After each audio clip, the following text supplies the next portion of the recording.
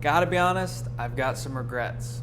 Over the last 4 or 5 years, I've had a couple different four-wheel drive vehicles and I've made some mistakes that I've learned a lot from. One of the most common mistakes I see is not understanding the full picture of adding larger tires, and often people picking larger tires than they really need, experiencing problems that they don't really want to deal with. If you're like me, you're not a full-time off-roader, you hit dirt occasionally, it's a weekend activity, and that vehicle is your vehicle. I cannot trailer a rig. I have one vehicle right now. It would be great to have two vehicles, but if you're on a one vehicle system, going smaller on tires can save you some real headaches. So I experienced this with my R50 Pathfinder, which was my first four-wheel drive vehicle, which I was super excited to modify, but I didn't quite think about how changing the tire size would have a lot of effects on how the vehicle drove. I went from like a 29 by 9 highway tire to a 32 by 11.5 all-terrain tire that was for light trucks. The vehicle was higher, I had these big meaty tires stuffed into the wheel wells,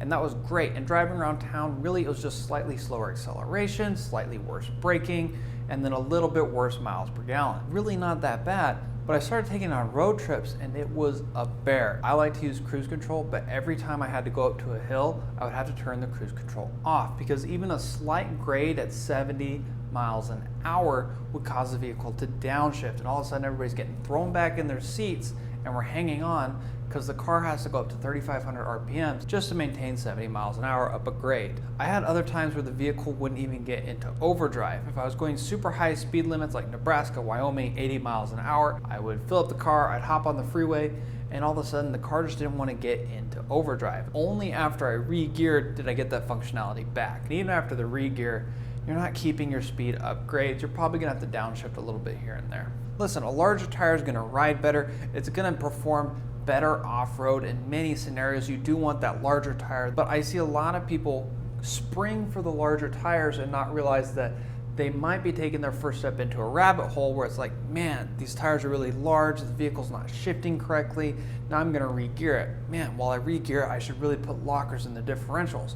And so this small decision to get 33s instead of 32s, 35s instead of 33s, 37s instead of 35s, turns into this long re-gearing process, and then while you're doing gears, you might as well do lockers. Simply put, going up a tire size isn't all good things happening. There are compromises and trade-offs that happen too. If you can swing it, going lighter and going smaller on tire sizes is going to save you money, it's going to save you parts that you might have to replace sooner, and it will be an easier overall driving experience for daily driving and anything that isn't very dedicated, specific, niche off-roading experiences. Number 2, cheaping out on suspension. I have specifically made this mistake with my Tundra. A while back, I had some cash burning a hole in my pocket, and I was like, now is the time to finally address that saggy rear suspension, and I rushed the process. I went with the Icon Add-A-Leaf, which is a great product, probably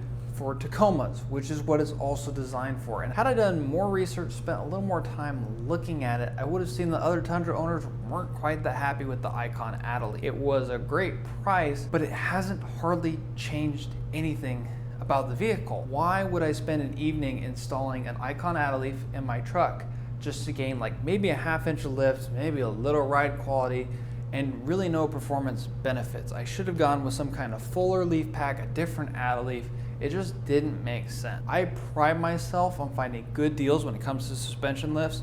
I've been very happy with my Bilstein and OME setup for the price, like 500 bucks. Very difficult to beat that for leveling the front suspension on an IFS truck, but I did it. I'm happy with it.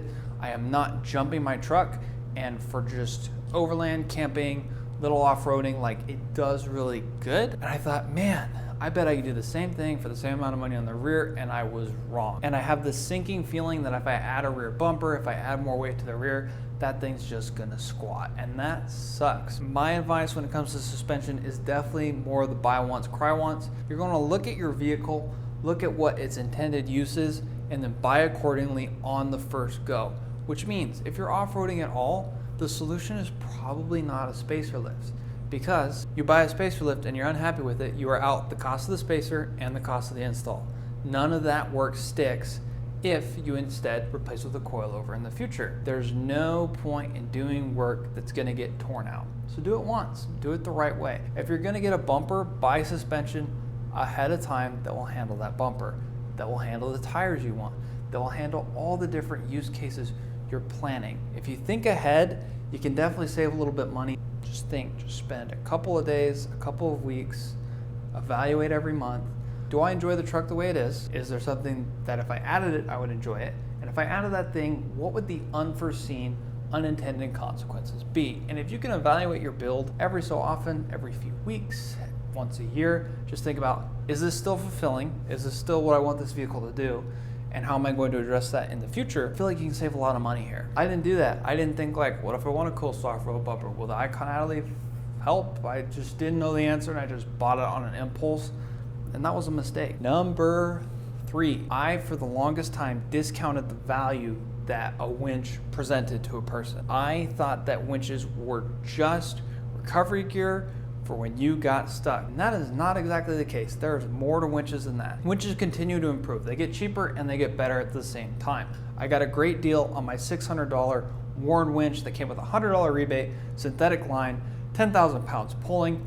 Great deal. But I assumed that the only people who need winches are people who go rock crawling, who go snow wheeling, who are intending to do things where their vehicle will inevitably get stuck. Winches, unlike other recovery equipment, don't require your vehicle to be working in any form. Even if your engine is not running, you can still run your winch off your battery for an amount of time before the battery dies. All other forms of recovery assume that at a bare minimum you can get your tires spinning or that you at least have traction. If you want to use recovery boards, you have to have axle shafts, drive shafts, and a transmission that work in order to get engine power to spin those tires. If you want someone to recover you with a kinetic rope, their tires need to have traction in order for them to be able to pull you. A winch says, nope, we don't need any of that. We just need electrical current from a battery. And guess what? Vehicles have batteries and winches are super easy to operate. Winches take a vehicle and turn it into this mobile, movable, powerful object that can attach to anything within a large radius around it and move itself. You can move yourself with nothing else working except the winch. Any other form of recovery system, you're relying on engines, drivetrains, transmissions, tires, traction from other vehicles. Short of using a high lift to slowly scoot your vehicle in different directions or using a come along, which is a hand-driven winch, there are no other forms of recovery that are going to move without the vehicle helping you do it. That's the big deal with winches. Winches are also helpful for things like clearing debris, helping out in emergency situations, stabilizing other vehicles involved in recoveries, solo recoveries, recovering group members. They're so much more versatile than most of the recovery equipment that other people use. There's a lot of advantages to having a winch, including being able to redirect that around pulley systems in order to recover vehicles in off-camber or angled situations that kinetic recovery ropes simply aren't going to work as well in. I learned this lesson when my brother rolled his pickup. Now, the vehicle ended up, after it got towed, it ended up not being in drivable shape, but had it crashed slightly differently, had we just had a winch, there would have been another vehicle, another rope, more tow points that could have stabilized it. I could have pulled, that vehicle is going straight up the ditch instead of a kinetic recovery rope, which only pulled along the ditch because I couldn't pull perpendicular to the roadway into the ditch. Now, of course, that situation, a winch would not have changed the actual outcome because the vehicle wasn't drivable due to a completely busted windshield that possibly damaged suspension components and a tire that had come off the bead. There was too much going on. Had the situation been slightly different, we could have recovered that vehicle from the ditch, possibly driven it home, avoided a tow fee, and learned a lot of a valuable recovery experience for when other people get stuck or when we really need to help people in real emergency situations. A winch is so much better than some of these other recovery situations and tactics. Why would you want to be limited